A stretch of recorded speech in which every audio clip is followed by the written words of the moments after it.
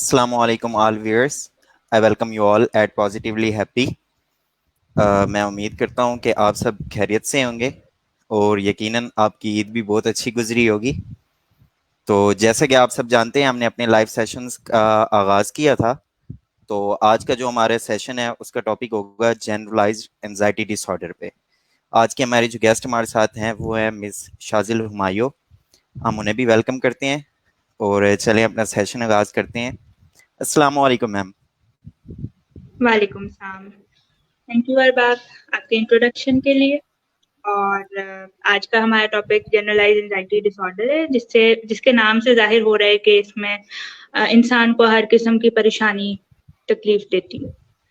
अच्छा, अब परेशानी वैसे तो एक आम और फितरी एहसास है जो हर कोई एक्सपीरियंस करता है। जब भी हमें कोई मुश्किल आती है या हमें हमारा कोई काम नहीं हो रहा होता, तो हम लोग परेशानी एक्सपीरियंस करते हैं, ठीक है। लेकिन इसको एक डिसऑर्डर तब कहा जाता है जब DSM-5 के अकॉर्डिंगली एक क्राइटेरिया मीट होता है, और जब तक वो क्राइटेरिया मीट नहीं होता हम इसको डिसऑर्डर में नहीं लेते। ये एक फितरी परेशानी ही होती है। कुछ लोग परेशान ज्यादा होते हैं और कुछ लोग इतने परेशान नहीं होते, मुश्किल पड़ने पे वो तैयार होते हैं।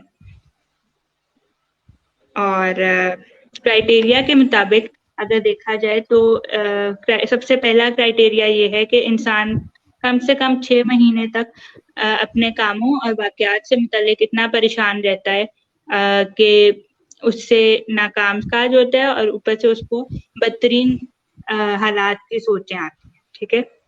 और दूसरी बात ये, इंसान को लगता है कि वो अपनी परेशानी पर काबू नहीं पा सकेगा।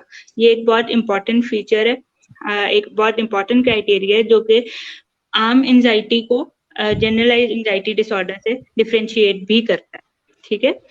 उसके अलावा ये कि इसकी 6 अलामात हो सकती हैं, जाहिर हो सकती हैं, लेकिन अगर 3 भी जाहिर हो जाएं तो क्राइटेरिया मीट करने के लिए काफी है। उन 6 अलामात में से पहली है बेचैनी का एहसास, दूसरी थकन का एहसास, तीसरी है काम पर तवज्जो देने में मुश्किल आती है या फिर माइंड ब्लैंक हो जाता है, यानी उस वक्त कुछ समझ नहीं आ रहा होता कि क्या करें या क्या बोलें। फिर चिड़चिड़ापन एक्सपीरियंस किया जाता है, पट्टों में खिंचाव होता है, मसल टेंशन होती है, और नींद के मसाइल होते हैं। अब नींद के मसाइल में जरूरी नहीं कि आपको नींद नहीं आ रही, कभी कभी ऐसा भी होता है कि आप सोते तो बहुत ज्यादा है लेकिन आपका जो आराम है ना वो पूरा नहीं होता, यानी आप सो के भी थका हुआ महसूस करते हैं। अच्छा, अब इसमें परेशानी की शिद्दत इतनी ज्यादा होती है कि उसकी वजह से इंसान अपने समाजी और कामकाज की जिम्मेदारियां पूरी नहीं कर पाता। उसकी सोशल और ऑक्यूपेशनल या एकेडमिक लाइफ इफेक्ट होती है। तो अच्छा ये मैम, हमारा क्राइटेरिया था जनरल डिसऑर्डर का। मेरा आपसे ये क्वेश्चन है कि समटाइम्स ये देखने को मिलता है कि जो आपने अलामात बताई हैं तो अक्सर का होता है कि मतलब ये जो अलामात हैं ये आम परेशानी जब हम मतलब कोई रोजमर्रा की आ जाती है तो उसमें भी हम ये अलामात फील कर रहे होते हैं। तो हमें कैसे पता चलेगा कि हम एक एंजाइटी डिसऑर्डर से गुजर रहे हैं या आम परेशानी से गुजर रहे हैं? अच्छा, इस क्वेश्चन के लिए ये है कि जो जनरलाइज एंजाइटी डिसऑर्डर में जो परेशानी एक्सपीरियंस होती है ना वो बहुत ज्यादा होती है, उसकी शिद्दत बहुत ज्यादा होती है और वो आउट ऑफ प्रोपोर्शन होती है, यानी बाकी लोगों को लग रहा होता है कि यार ये तो परेशान होने वाली बात ही नहीं है, इतना ज्यादा परेशान क्यों हो रही है, ठीक है। और फिर ये बढ़ती बहुत जल्दी है और लंबे अरसे तक रहती है, यानी इसकी जिस्मानी अलामात भी आने लग जाती हैं। लेकिन जो आम एंजाइटी है उसमें जिस्मानी अलामात जरूरी नहीं कि आए। रेस्टलेसनेस बहुत कम देर के लिए आती है या थोड़ी देर के लिए आती है। और इसके अलावा ये कि इसकी जो जनरल एवरीडे एंजाइटी होती है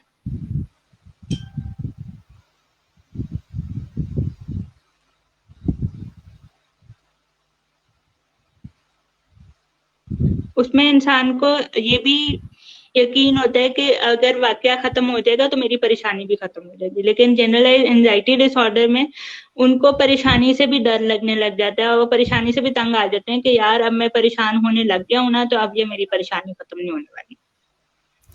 अच्छा मैम, उसके बाद ये होता है कि परेशानी से तो हम सब लोग गुजरते हैं कहीं ना कहीं रोजमर्रा की जिंदगी में। बट ऐसा होता है कि समटाइम्स कुछ को एंजाइटी डिसऑर्डर हो जाता है और कुछ को नहीं होता, तो इसके पीछे क्या रीजन होगी मैम? अच्छा, इसके लिए सबसे पहला रोल तो जेनेटिक प्ले करती है। हमारी जो हमें विरासत में अपने माँ-बाप से ही कुछ ट्रेट्स मिलते हैं, कुछ चीज़ें मिलती हैं, वो हमें मिल जाती हैं, ठीक है? और उसके बाद अगर कोई वाक़या ऐसा हो जाए, जिसकी वज़ह से इंसान ने स्ट्रेस लिया है, तो उसमें जनरलाइज़्ड एंग्ज़ायटी डिसऑर्डर उसका स्टार्ट होने का चांस बढ़ जाता है, अगर वो जेनेटिकली इनहेरिट करता है उस डिसऑर्डर को। दूसरी वजह ये होती है कि अगर पेरेंट्स में जनरलाइज एंजाइटी डिसऑर्डर या एंशियस पर्सनैलिटी भी है, वो बात-बात पे परेशान होते हैं, तो अ, बच्चे उनको देख के सीखते हैं कि अम्मी-अबू का जो परेशान होना है, वो उनके मसले का हल है। तो जो बच्चे हैं, वो भी इसी को अपने मसले का हल समझते हैं कि हम परेशान होंगे, तो हमारे मसले का हल निकलेगा। ठीक है? अच्छा मैम। और फिर इसके अलावा एक और चीज़ है कि जो पेरेंट्स बहुत ज़्यादा ओवर प्रोटेक्टिव होते हैं, अपने बच्चों को हद से ज़्यादा तहफ़्फ़ुज़ फराहम करते हैं, उनके बच्चों के साथ जब फिर स्ट्रेसफुल सिचुएशन आती है और उनको तहफ़्फ़ुज़ नहीं मिलता, तब भी वो ज़रूरत से ज़्यादा स्ट्रेस ले लेते हैं और जनरलाइज़ एंग्ज़ायटी डिसऑर्डर स्टार्ट होने का चांस बढ़ जाता है। जी मैम, और मैम इसके बाद हमारे पास ट्रीटमेंट ऑप्शंस क्या होंगे जनरलाइज इन डिसऑर्डर को ट्रीट करने के लिए? अच्छा, इसके ट्रीटमेंट ऑप्शंस में साइकोथेरेपी भी है और साइकेट्रिक यानी मेडिकल ट्रीटमेंट भी अवेलेबल होता है, ठीक है? लेकिन रिसर्च के मुताबिक दोनों का इस्तेमाल ही करामद होता है, किसी एक पे पूरी तरह इलाज मुमकिन नहीं है, ठीक है? साइकोथेरेपी में क्या होता है कि जो प्रॉब्लम सॉल्विंग के प्रोडक्टिव तरीके बताए जाते हैं, ठीक है? इसके अलावा रिलैक्सेशन एक्सरसाइज बताई जाती है ताकि उनके जो पट्टों में खिंचाव है और जो उनको हर वक़्त एंग्ज़ायटी फ़ील हो रही है, हर वक़्त बगैर वजह के रेस्टलेसनेस फ़ील हो रही है, वो कम की जा सके। और उनको सिखाया जाता है कि जो जो बिहेवियर्स वो अवॉइड करना शुरू हो गए हैं एंग्ज़ायटी के डर से या उनके जो रीअश्योरेंस जो वो बार-बार लेते हैं कि मैं ये काम ठीक कर रहा हूँ या नहीं कर रहा, या उनके जो स्पेसिफिक बिहेवियर बन जाते हैं उनको मॉडिफाई करने के लिए, उनको चेंज करने के लिए, उनकी सोच को चेंज करने के लिए काम किया जाता है साइकोथेरेपी में, ठीक है? और मेडिसिन में एसएसआरआईज़ दी जाती हैं, एंटी डिप्रेसेंट दी जाती हैं, बीटा ब्लॉकर दिए जाते हैं और वो एक साइकियाट्रिस्ट प्रोवाइड करता है और उसके लिए आपको साइकियाट्रिस्ट की तरफ रुजू करना होगा। सही ma'am, thank you so much ma'am. हम कमेंट्स की तरफ आते हैं, अपने क्वेश्चंस की तरफ। जी, यहाँ पर मैम क्वेश्चन पूछा हुआ है, एंजाइटी एंड डिप्रेशन एक्सप्लेन कर दें कि इनमें डिफरेंस क्या एंजाइटी और है। डिप्रेशन। एंजाइटी और डिप्रेशन में डिफरेंस क्या है? देखें, जी एक मैम। तो सिम्पटम्स में बहुत बड़ा फ़र्क है। एंजाइटी में आपको जो मेन सिम्पटम जिसमें फ़र्क आ रहा है ना, एंजाइटी में आपको आगे आने वाले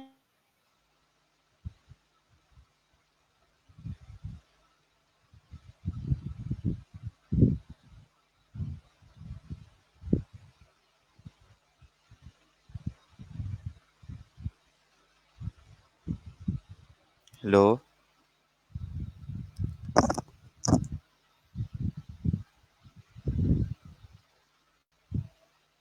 मैम, आप सुन सकती हैं मुझे?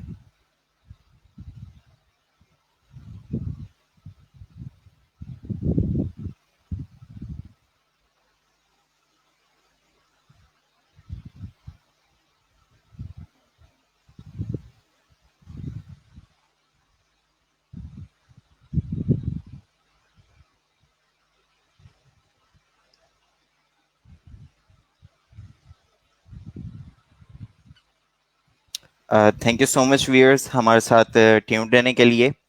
तो मैम के नेटवर्क का इशू है तो उन्हें लीव करना पड़ा। बाकी जैसा कि आपने देखा कि हमारी ज़िंदगी में बहुत सी प्रॉब्लम्स चल रही होती हैं और हम उन्हें इग्नोर कर देते हैं। बट कुछ प्रॉब्लम्स ऐसी होती हैं कि जिन्हें इग्नोर नहीं करना चाहिए। तो हमें देखना चाहिए कि अगर हमारे अंदर इस तरह के कोई सिम्टम्स वगैरह हैं और या हमारा कोई दोस्त या रिलेटिव जो इन सिम्टम्स से गुजर रहा है, तो हमें चाहिए कि उसे हम बताएं कि वो एक साइकाइट्रिस्ट से रुजू करे और उसके बाद कि वो एक साइकाइट्रिस्ट से रुजू करे और अपना ट्रीटमेंट करवाए। बाकी थैंक यू सो मच हमारे साथ जुड़े रहने के लिए। बाकी जो आपके होंगे नेक्स्ट सेशन में आपको इंशाल्लाह हम मिलेंगे। Thank you so much.